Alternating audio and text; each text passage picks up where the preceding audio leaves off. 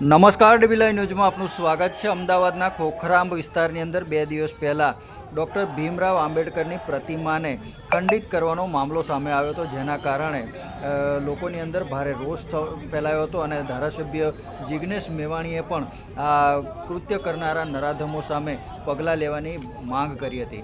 ત્યારે ગુજરાત પોલીસ દ્વારા આ મૂર્તિને ખંડિત કરનારા તત્વોને તાત્કાલિક ઝડપી પાડવાની અંદર સફળતા મળી છે અને પોલીસ દ્વારા તેમની બરાબર સર્વિસ કરી અને તેમનો વરઘોડો કાઢવામાં આવ્યો હતો।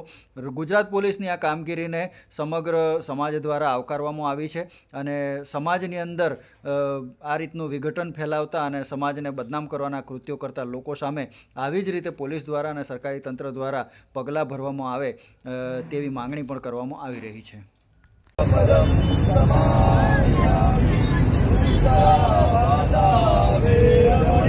સિક્કા પદમ સમા